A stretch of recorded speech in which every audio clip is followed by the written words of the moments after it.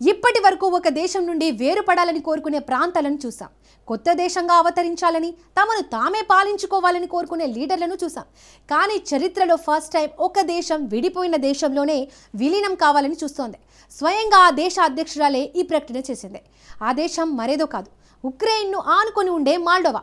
8 దశాబ్దాల క్రితం రొమేనియాలో భాగంగా ఉన్న మాల్డోవా మళ్ళీ ఆ దేశంలోనే విలీనం కావాలనుకుంటోంది. అందుకు కారణం రష్యా నెక్స్ట్ టార్గెట్ తామే అవుతామన్న ఆందోళనే. Putin already మాల్డోవాపై గురిపెట్టారు. అయితే పుతిన్కు కావాల్సింది మాల్డోవా కాదు, ఆ దేశానికి చెందిన ట్రాన్స్నిస్ట్రియా ప్రాంతం. ఈ ఒక్కటి రష్యా సొంతమైతే ఉక్రెయిన్లోని తన లక్ష్యాలు కూడా నెరవేరుతాయి. ఇంతకు కీలకమైన ట్రాన్స్నిస్ట్రియా వేదికగా అసలేం జరుగుతోంది? పుతిన్ నెక్స్ట్ టార్గెట్ తామే అని మాల్డోవా అధినేత ఎందుకు భయపడుతున్నారు? మాల్డోవాను రొమేనియాలో విలీనం చేసినంత మాత్రాన పుతిన్ వెనక్కి తగ్గుతారా? Let's watch.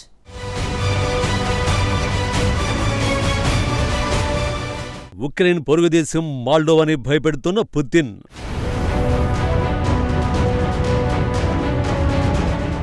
రొమేనియాలో విలీనానికి ప్లాన్, ట్రాన్స్నిస్ట్రియాలో tensions.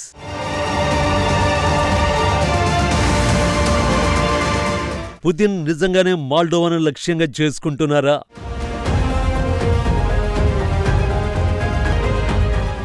We have a referendum, I would vote for the unification with Romania.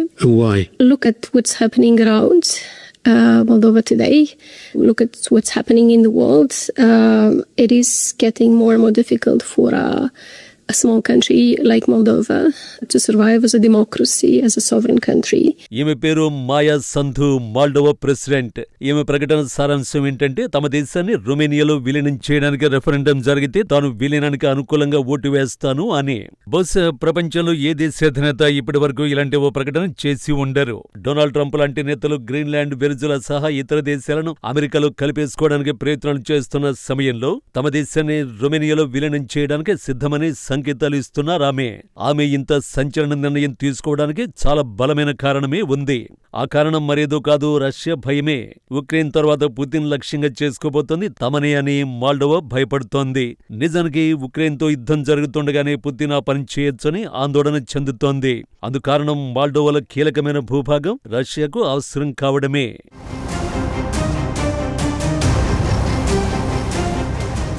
Ukraine, Romania మధ్యలో ఉండే ఓ చిన్న దేశం మాల్డోవా.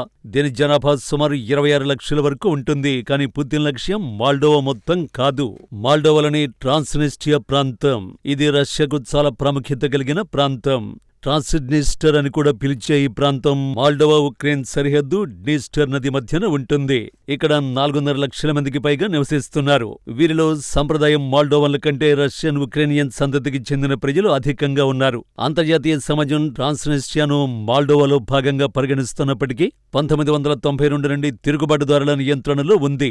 ఇక్కడ 1500 కంటే ఎక్కువ రష్యన్ సైనికులు ఉన్న సైనిక స్థావరాలు ఉన్నాయి. వీటిని మాల్డోవా లోపలి భద్రత కోసం శాంతి పరిరక్షకులుగా వ్యవహరిస్తారని అధికారులు పేర్కొంటున్నారు. కానీ రిపోర్టుల ప్రకారం రష్యా దక్షిణ ఉక్రెయిన్ ఆక్రమించి ట్రాన్స్నిస్ట్రియాకు చేరే మార్గం కోసం ప్రణాళికలు రూపొందిస్తోంది. ఇది ఉక్రెయిన్కు వ్యతిరేకంగా రష్యాకు లాజిస్టికల్ పైచేయిని అందించొచ్చు.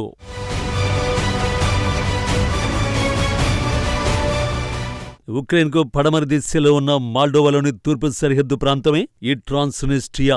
200 కిలోమీటర్ల పొడవు, 20 కిలోమీటర్ల వెడల్పు గల ఈ ప్రాంతం మాల్డోవా నుంచి స్వతంత్రాన్ని కోరుతోంది.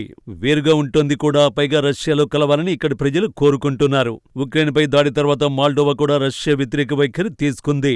రెండో ప్రపంచ యుద్ధంలో నాజీ జర్మనీని తరిమికొట్టిన సోవియట్ రష్యా సైనిక వీరుల స్మృతి నిమిత్తం నిర్మించిన స్తూపాలను, నిర్మాణాలను వరుసపెట్టి కూల్చేసింది. మాల్డోవాలో సైతం పారిశ్రామికంగా అత్యంత అభివృద్ధి చెందిన ప్రాంతం ట్రాన్స్నిస్ట్రియానే. మాల్డోవా జీడీపీలో 40% ఇక్కడి నుంచే వస్తుంది. పంటలు కూడా ఇక్కడే ఎక్కువగా పండుతాయి. ట్రాన్స్నిస్ట్రియా రష్యాలో కలిస్తే మాల్డోవా కథ ముగిసినట్టే. వివరంగా చెప్పాలంటే మాల్డోవా రష్యాలో భాగంగా మారే అవకాశం ఉంటుంది. నిజానికి 2022లోనే మాస్కో మాల్డోవాను టార్గెట్ చేసుకున్నట్టు వార్తలొచ్చాయి. పుతిన్ కు అత్యంత సన్నిహితుడు బెలారస్ అధ్యక్షుడు లుకషెంకో చూపించిన మ్యాప్ అప్పట్లో తీవ్ర చర్చకు దారితీసింది.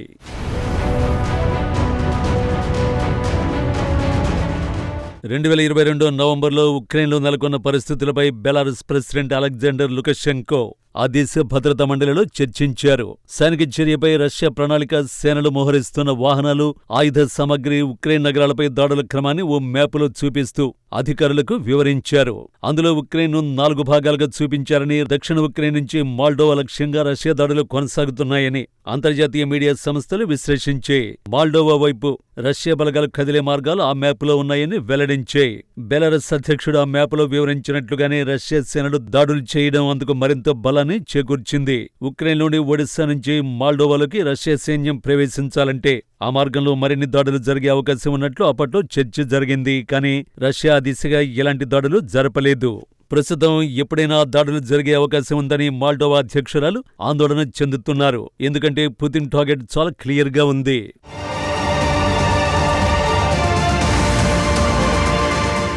ఉక్రెయిన్పై సైనిక చర్యకు దిగడం వెనుక పుతిన్ లక్ష్యం 2014లో ఆక్రమించుకున్న క్రిమియాతో రష్యాను భూమార్గం ద్వారా కలపడమే. కానీ అందుకు ఉక్రెయిన్లోని కీలక ప్రాంతాలు మధ్యలో అడ్డుగా ఉన్నాయి. వాటిలో ప్రధానమైంది డాన్బాస్. వివరంగా చెప్పాలంటే డాన్బాస్ దక్షిణాన ఉన్న క్రిమియాను కలిపి భూభాగాన్ని స్వాధీనం చేసుకోవాలి అనేది పుతిన్ స్ట్రాటజీ.